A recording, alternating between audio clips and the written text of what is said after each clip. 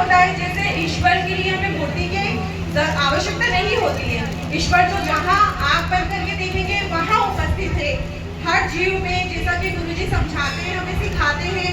हर प्राणी में, उसमें कितनी भी बुराई हो फिर भी उसमें ईश्वर है, उसमें कहीं न कहीं अच्छाई के रूप में, एक जीवात्मा के रूप में ईश्वरीय शक्ति विद्यमान है। लेकिन हम इंसान को अपनी भक्ति को रूप देने के लिए मूर्ति की आवश्यकता होती है। बस ऐसे ही एक छोटी सी प्रस्तुति है इन बच्चों के द्वारा। अगर इनसे कोई गलती हो जाए तो उसके लिए दिल से मैं सबसे क्षमा याचना करती हूँ। आप सभी इन्हें बच्चे समझ के क्षमा कर दीजिएगा और इनकी प्रस्तुति के लिए इन्हें प्रोत्साहित करने के लिए एक बार जोरदार तालियां बजा दीजिए।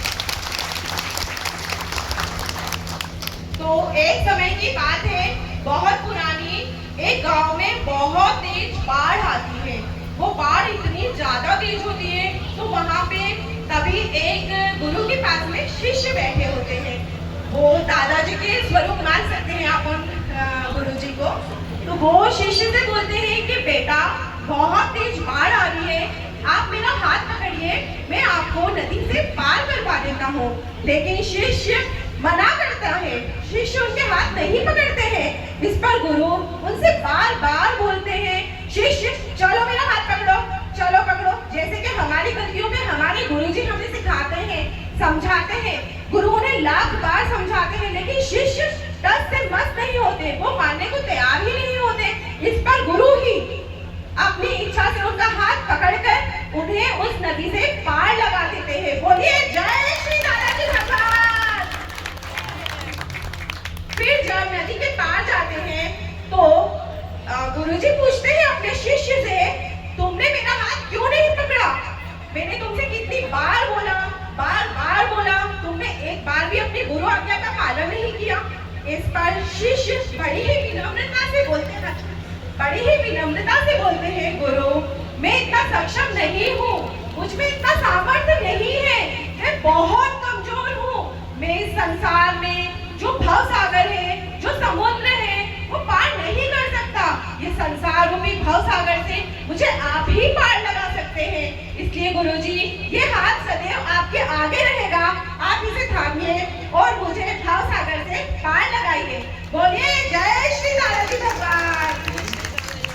इस कहानी से हमें ये शिक्षा मिलती है कि हम में इतना सामर्थ्य नहीं है कि हम गुरु के पास जाएं।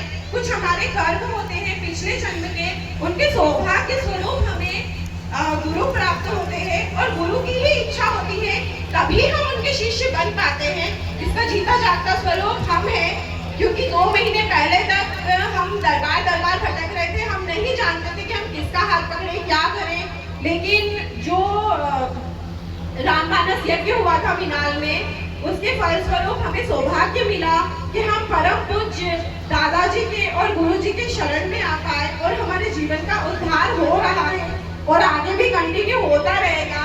और हमारा गुरुदेव से यही विनम्र अनुरोध है कि आपके सभी शिष्य जो यहाँ उपस्थित हैं और जो किसी कारण विशेष के कारण यहाँ नहीं आ पाए, उन सभी पे अपनी अनुकंपा ऐसे ही बनाए रखिएगा और ऐसे ही हम सभी का हाथ पकड़ के हमें संसार रूपी भव सागर से पार लगाइएगा।